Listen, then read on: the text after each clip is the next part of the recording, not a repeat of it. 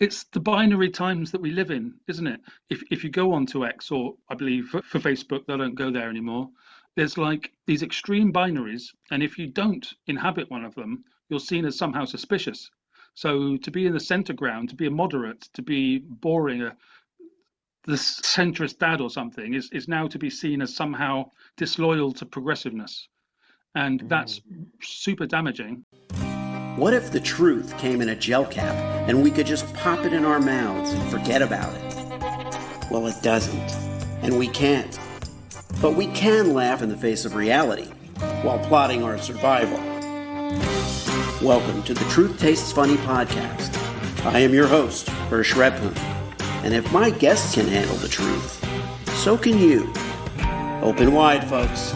Here it comes.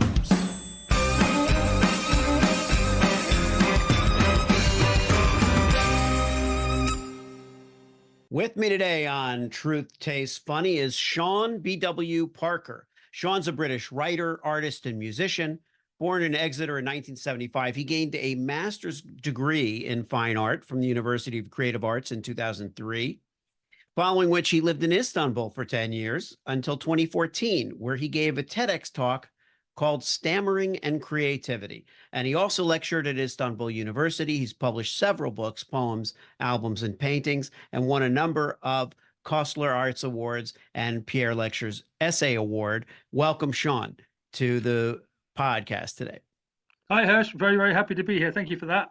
Yeah, it's good to see you. It's my pleasure to have you. So your latest book that is now available on Audible, I believe, is Compelling Speech, The Stammering Enigma. Is that correct? That's correct. Yeah, absolutely. Yeah. Yeah. Can you share a little about that? Yes, I published a compelling speech about this time last year in early 2023. And it's like an autobiography of a stammer, is what it's being called by reviewers. How I'm a stammerer, it comes and goes, and I have my techniques for looking after it. And I thought during lockdown to try and put all these experiences into a helpful little tome about the stammer in culture and as a doer, and the techniques that we use to help us, and with a good dose of black humor in it, because that's how I always write. So it's not all doom and gloom or preach. It's about the colorful lived experience of it. And now it's on Audible, of course, which is a delight. Yeah. And that's a part that I resonate with, is the humor. I often refer to dark humor as light humor because it's shedding a light on something that we otherwise would really struggle with. I think that I called the podcast Truth Tastes Funny because obviously it takes some diffusion to help the reality go down sometimes. You know, one of the things that you discuss is labeling. I think, it's there's a good and a bad side to labeling, I think, in some ways. What are your thoughts? Yeah, I'm very, very essentially against labeling, in that it's a box for people to put themselves into in this marketed culture that we're in. I'll be interested to hear your good side in a second, but it's like I can't think of any way that it doesn't reduce people's potentials and humanity, and everything you just talked about. Humor there is so important, and a much bigger subject with cancel culture and things, because humor is relief, and this book of mine, Compelling Speech, is relief. Everything actually that I do in writing is about relief, and that gets ignored in the culture wars. Yeah, and I think I should qualify what I said about labeling, in that when I think of it as a good thing, I think of knowing what you're dealing with sometimes. My oldest son was diagnosed with Asperger's syndrome at 7 years old. To us, it was a tremendous relief because in a way it was like, okay, here we've been struggling with this stuff. We don't know what it is. We don't know what's causing him to not get along so well in school. What are these issues? At the same time, I definitely, believed then and still believe that the label that might come with a diagnosis can be, reductive and not really help the situation. And certainly it's a matter of how you use a certain term or name. So I don't think it's a win to have labels. And in fact, I feel like each of us is unique And therefore, even if we fit into a certain group, we might be using a misnomer by herding ourselves together, in one group of people. When I spoke to you last time, I commented on the artwork behind you, and people who are viewing this on YouTube, and if you're just listening on Apple or Spotify or wherever you get your podcasts, I urge you to tune in to the YouTube version. Sean, tell us about that piece of art. Thank you. Yeah, this one's called Liminal Faces. I should get sort of titles that I can say easier than I do. Liminal Faces. That word means between this reality and the spiritual one, essentially. It's just a beautiful word that I only discovered what it meant quite recently. And it was mentioned by a person in a class that I actually did this in. I do some painting at home, and I've got a class that I go to as well in painting. And it's actually the faces of a couple of the people in there, but heavily distorted and abstracted, because I like to distort and abstract in order to make things unfamiliar as opposed to familiar, because it's the modernist style and it's more entertaining to my desire for exploration, as opposed to saying, this is what this looks like, which is what a realist painter does. Absolutely fine. I've got lots of pals who do that, and we all respect that art craft.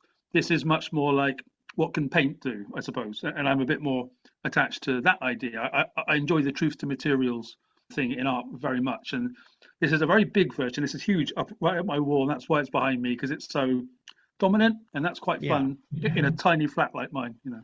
Oh, I love it.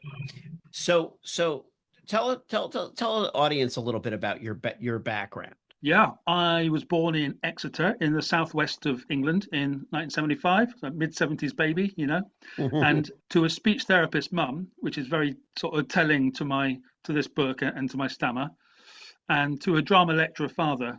So they're very, very wordy house, and I have a deep love because of that of English, and it's in my genes. I love to write and I love art and all that bourgeois background, which I'm perfectly happy with and proud of. In '84, they divorced like people did in the '80s. And so, but it was a huge one. It was very in the papers and all sorts, very nasty. But I was very young, and we went to live with our dad in South Wales, which is 200 miles from the southwest of England for our listeners who don't know. So we went up away from my mum in what was essentially a act of cruelty from my dad towards my mum, because he had custody and he took us away, and it was only afterwards did I realize how cruel that was, when I was much older. But we went on living, and then I got married early at 18, which petered out when I was 22 after my dad died, and I unraveled as a young man can do in that situation. Not always, but did to me. I got a bit of a drinking habit. After that, though, I did my university degree, went back to uni, got a master's in fine art, as you mentioned. Then I went to live in Istanbul for 10 years and started to explore the world much more and to tap into my artsiness. So that's the short version of what happened. And came back from Istanbul in 2014, and over the last sort of 10 years, it's been incredibly bumpy. But I've got into writing about the culture wars and to live through some of them as well, until here, almost 50, nearly. Yeah. So tell me a little more about the bumpiness of the last few years. Bumpy ride, yeah. Yeah. Well, it's very strange to arrive back in your home country after some time away, and I opened up a venue in 2016, an arts venue, in order to establish something creative here, because I was so busy in Istanbul doing lots of good work, and I wanted to try and recreate that here, and forgot how different the systems of doing things are. And this venue, it was only open for about a year, but we had some licensing problems, we had complaints from the neighbours, we had all kinds of issues going on, and the cultural things as well really impacted on the place, with Brexit and even Trump, even over here in England. All these things would affect this little place of ours, and it ended in like a shower of legal issues, which I'm only still getting over now. So that was the worst kind of part of that period. Some other bits and bobs, but yeah, that's the main thing. Right, and now you've been published. I didn't mention, but you had been published, by the Westminster Commission, the T.S. Eliot Foundation, Out Istanbul, Louder Than War, and you talk quite a bit about justice reform, and let's get into that a little bit. Yeah, well, as a result of those experiences at the venue, I went through some issues for myself because of all the licensing there and some other things attached to it, which I still can't really talk about, sadly, quite yet. But it's happy to come on and do that later on. But it's went through the mill in a big way to understand how the media and the justice system are hand in hand working together to take certain people down. Not me, but I started to understand then of the people like Donald Trump and Mr. Russell Brand and back to Clinton and everybody else that we see popping up who get cancelled. There's something behind that, and there's something huge behind that. And I found that very interesting. So I started to write about that kind of thing. That ends up in my next book, A Delicate Balance of Reason, which is out next month. So culture wars title. experiences. Thank you. Thank you. Yeah. So can you expand on that a little bit about the delicate balance that we are referring to? It's the binary times that we live in, isn't it? If you go on to X, or I believe for Facebook, they don't go there anymore. There's like these extreme binaries, and if you don't inhabit one of them, you're seen as somehow suspicious. So to be in the center ground, to be a moderate, to be boring, the centrist dad or something is now to be seen as somehow disloyal to progressiveness. And that's super damaging, and it's against the concept of being an adult. And of course, the revolutionary fervor is all about being young, but the way to get things done, compromise, conflict resolution, is about being an adult. So we really do need to get adultness back, and that doesn't mean being boring, and it doesn't mean not wanting the best for people, because the young don't have the monopoly on wanting the best for people, but they pretend they do at the moment. So it's like it's the Bolsheviks all over again, like 100 years later, but with a massive different tint to it, and with blue hair and nose rings and all sorts of other things. And many, when you see in a bio ADHD or Asperger's or I'm a stammerer forever or anything else, people putting them in these boxes makes me think, why are you trying to tell us this? What box are you trying to put us in? And why should I have more sympathy from you than from me for not doing that? I think that gets back to the labeling part. Well, that's really interesting because looking at young people now, there's definitely an activist fervor, and we might have originally, like in another era, you would look at that and go, "Oh wow, that's great. They're socially conscious. They're awake." Now it seems that it's more emotional. It's more of an emotional compulsion that lacks the intellectual or moral clarity that used to accompany such movements. Does that make sense to you? So perfectly put, I would say, Hersh. It's like they have their slogan in a tweet, as used to be, in the 200 characters, and if it doesn't fit into that, they don't think it's worth it. So yes, you've got the Substack and everything populated by older brains, but then the Snapchat and the X is brilliantly mixed, but the younger places, the Instagram's all about, and this is all very reductive and very simplistic, but it's all about the feel good and supporting each other and going, yeah, go pal, and all that stuff, which is equally vapid, pointless, and quite quickly for a thinking person, quite depressing. When everyone's just encouraging all the way with empty words, I find that actually depressing. And the younger generation don't get why that is, but it's because you just want substance in your life, like this podcast is offering, but not all of online culture is like that. We know it. And it's when you point these things out, you're somehow victim blaming, or you're a dinosaur, or as a term we use here, gammon. I don't know if you have that in the States, which is like because we're pink and old, that people think we look like bacon and gammon. It's a new one. And it's not, and I find that it's not even just a blind encouragement that's being put out there. It's a blind criticism or, canceling, like we talked about. But it's this anger that all again seems to be random. Like it's not. It's again, like if we look back and we say, okay, somebody feels unseen, there's a segment of the population that's not addressed, their needs are not met, therefore they're angry, there may be some inherited trauma, all of this. It's not that. It's just anger or a need to connect with something, but no patience or willingness to actually understand it, which means that these same people who are very, very outspoken are also very, very vulnerable to being appropriated and used for whatever, larger cause, or, good or evil, one wants to make use of their energy. Absolutely, absolutely. And it's like you've just unpacked there a new form of communication, which we're also, I certainly suspect, this is, people often say there's nothing new under the sun, but social media is new. And the way we're doing it is a new form of communication. All of the old politeness is gone.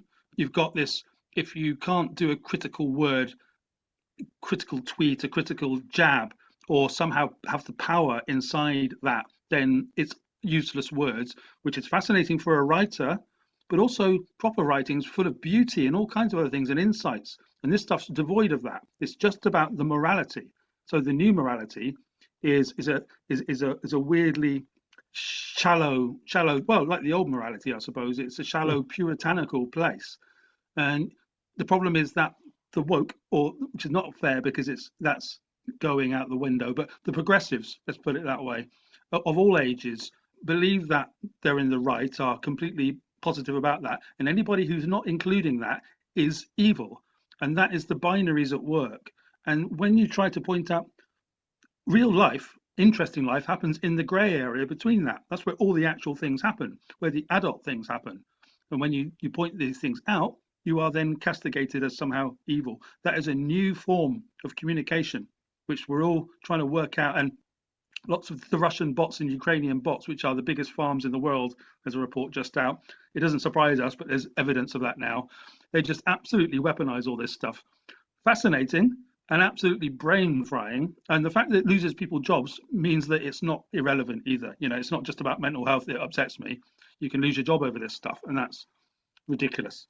Right, and that's another interesting point, which is that there's a extremity on both sides of any issue, of any political, that's why I haven't even mentioned any political right or left, because what I've seen is that if you, or maybe it's logical, if you move away, if you have two polar opposites, let's say that they start out face to face, they're confronting each other, and they're further and further away from one another ideologically. Well, eventually they're actually not moving further right or further left. They're moving backward in a semicircle, so to speak, so that by the time they get as far away from one another ideologically as they can, they're back to back.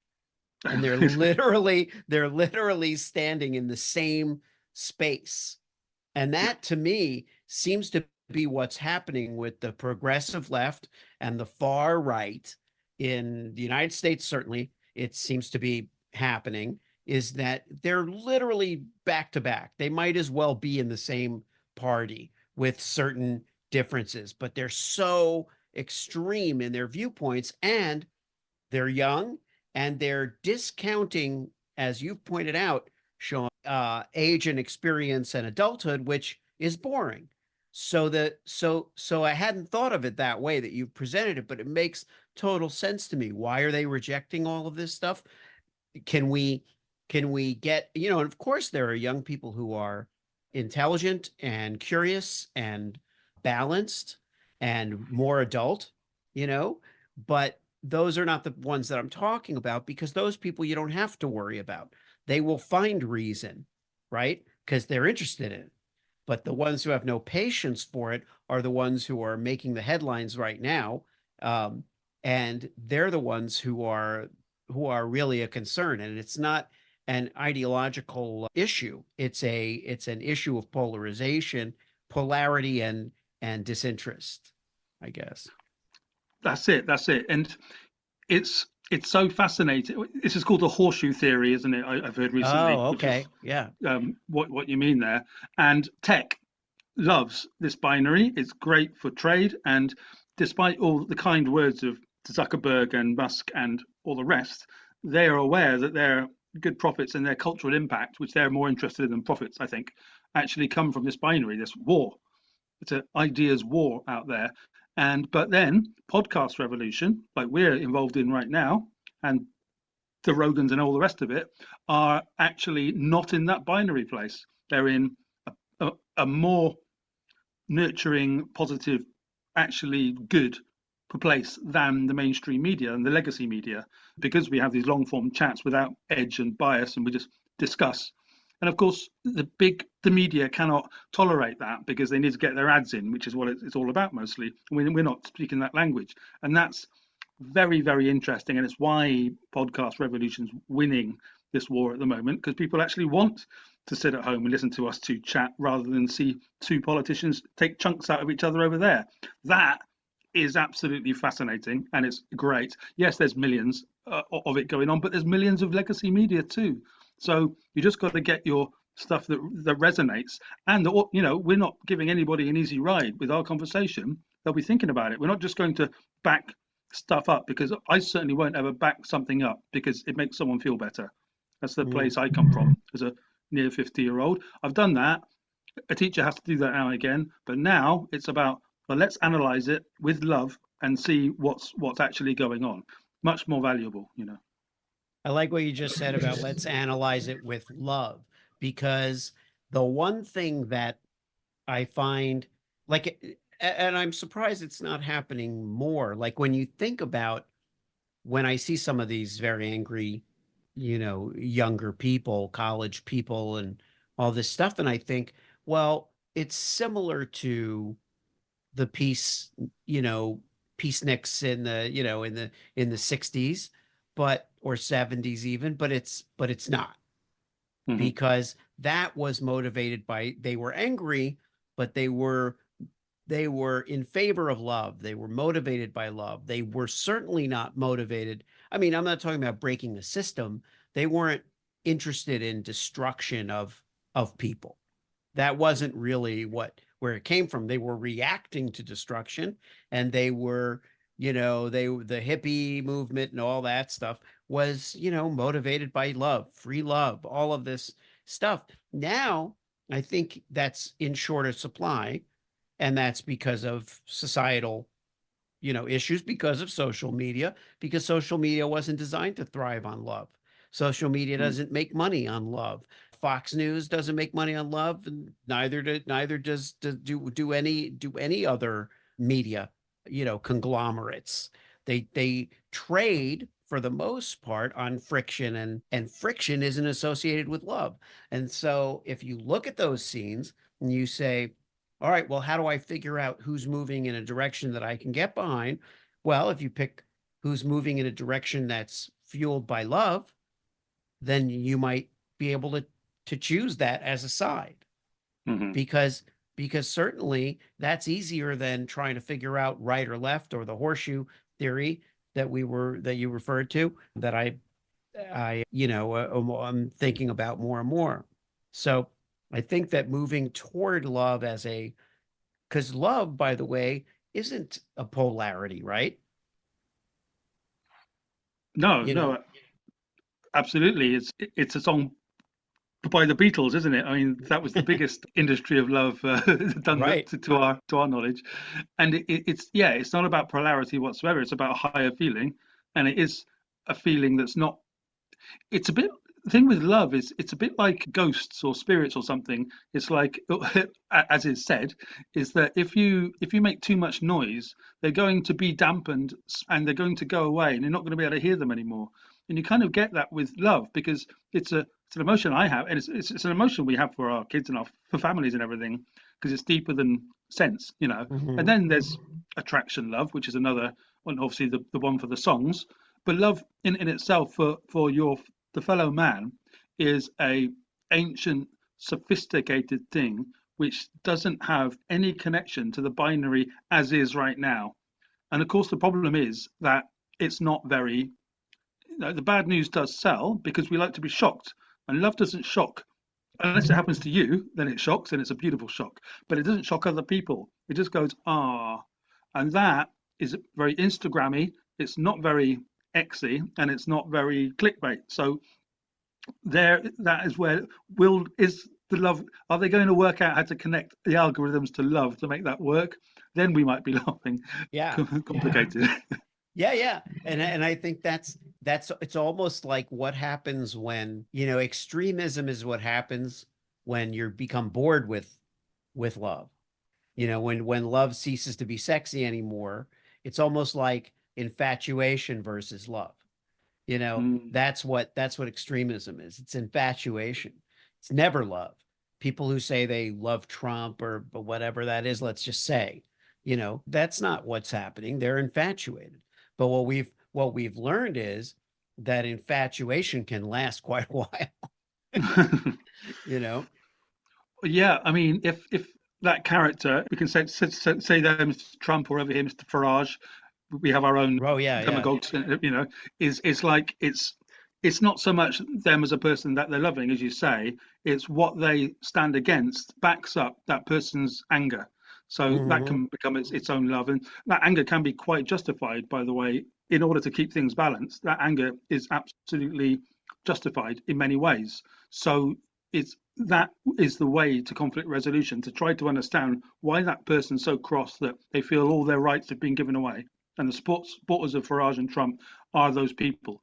And I can say sympathy, I don't mind for that. And then you have to temper that with, do you love Farage, or do you just love the fact that he is representing what you say because you feel unheard? Because that's an absolutely fine emotion to have. And then when you can get to that, then you can subvert all the politics of it, which are just as much fun, but it also they can lead us to this strife that we got now with your ex-president there in court being lawfared, and it looks crazy for the rest of the world because he seems so popular, etc., etc., etc. But it's Yeah. fascinating, it's dangerous, and it all comes down to this binary bullshit that we're, excuse me, but that we're, Yeah, that we're no, that's surrounded by. yeah. And I think that's therein is the answer. If we try to be less binary and more adult, we'll find the good and bad in everything because we're willing to accept it. I don't demand hatred of anything to, be aligned with an opinion that I have, because none of my opinions are rooted in hatred or in such a binary. A binary choice is good in the sense that, there are choices to be made. A choice isn't a choice if there's not some kind of binary. That's what binary is. It's a choice. Hmm. But at the same time, it's like I look at it like a bus. You can ride a bus and get off at a certain stop. You need to get from A to B and you feel like this is the only way to get there. Then you get on the bus and it takes you there and then you get off. If you stay on the bus the whole time, you're going to go around in circles. So, one thing we didn't get to talk about yet was trans rights. And so I didn't want to, we talked about that in our pre-podcast conversation a little while ago. So I wanted to give you the floor to address that. Okay. Well, we've just had some quite big news in the UK on the trans debate with the WPATH files exposed by Michael Schellenberger, he's a US journalist, and which have led to the banning of the puberty blockers by the NHS, which is major news because that means that the NHS, the national health people here, have said that we are not sure these things aren't dangerous. And what's behind that is the Cass report, just been released by Dr. Cass, Hilary Cass, who has said that all of the experts have been aware for years that puberty blockers are harming children. And we're not talking potentially harming, they are harming them. And these things have been hidden, suppressed, quietened down. All that is quite intuitive in a way. It's like, yeah, we probably thought that might be happening. The problem I have with this is that people often trans activists are getting into positions of power and they're not allowing the debate to be talked. They say the no debate. And if anyone ever says to me, no debate, that is when I get very, very and this country has been getting very, very interested in it. And because I am a supporter of all equal rights, I'm happy with. I've got some trans friends. I've got absolutely no problem with all of it. This whole debate has got so nasty, so weird with J.K. Rowling, Rowling being targeted and outed and doxxed, and they have this nasty online wars. And I'm pro trans rights. I'm just anti-activism in the sense of activism in power is just it's an unmandated thing where you're trying to change. And if a person's a she and that person's polite to me and nice and they want to be called a he, then we'll call them a he. But if they turn into an absolute arse and then they still insist on that because they're being political, I'm going to call them whatever I want. And because it's not about what they label themselves, it's about getting on in society. Because these things are, as soon as you decide what you're going to be, then you're absolutely into the world of politeness in very vague areas. Don't compel my speech, is what many people like me here have come to. And lots of things are now coming down to stop it, and we're not having it in sports anymore. So like I say, I'm not anti-trans stuff. I'm just anti being told what to do by the state, which is what's been happening. Yeah. And I think, in fact, that don't compel my speech is a way of saying, you know what, what's next? What's, not in a bad way, what is the next level of discourse that we can achieve? You know, it's, in other words, it's like saying, okay, when I was a child, my mother held my hand when I crossed the street, and that was for my benefit and safety. Now I can read traffic lights, and I can, make quite often a sensible decision not to run across the street in traffic with a red light. Doesn't mean that I don't appreciate traffic lights anymore, but I don't necessarily need anybody to hold my hand anymore when I cross the street. So, that's kind of the idea. But that also implies, a certain amount of societal dexterity, right? I also don't push people across the street. I don't push people down in the street, So it's like, can we achieve a level of, decency and friendliness and compassion for one another, that we don't have to dictate by law certain behaviors, Yeah, yeah. I mean, as we hinted towards earlier, so people of our age, whatever our ages are, but in middle ages or whatever, Yeah. are now essentially, according to the youth, evil. So it's like we have to. The next stage would absolutely be getting back towards everybody saying anybody can have a say. You have a say in America. I have a say in Britain. And by the way, because your country is the strongest in the world, I've got a bit of a say in I can criticize what goes on in American elections because we're so connected. So there's that kind of thing where, but I'm never able to vote for them, quite rightly, but you're able to comment on it. These days, we comment on anything and we're immediately shut down as, yeah, you would say that, Sean. And it's like, what do you mean you would say that? And the fact that Hersh and Sean are talking reflectively and carefully and trying to be kind means that they're somehow abusive. That's the way that they've turned the language into, because we're not absolutely agreeing with everything and going, yes, I'm behind you and I will call you whatever you want. No, tough love and wisdom might be an unfashionable word, but we're actually talking about wisdom here, aren't we? And all of the binary wars are forcing us to be more and more wise, because they're not about to start talking lies. They're not about to start the lying because I'm told to, and that's where our country has got to. We're much smaller than yours, don't forget. So it's like there's a lot more energy compacted. well, but that's right on target with what we're saying is, ageism, for example, negates wisdom, devalues wisdom.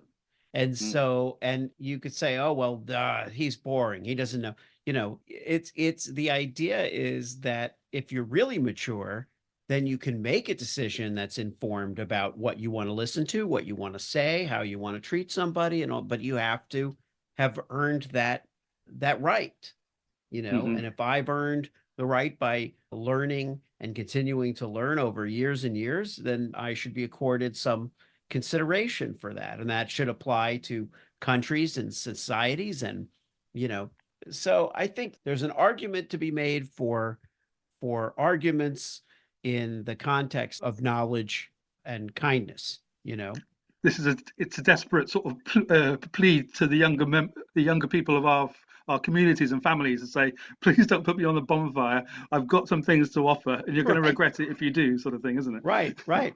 Well, in any event, this has been wonderful. It's been a pleasure, speaking with you today. And how can people get in touch with you? How can people follow your work and your art and your wisdom?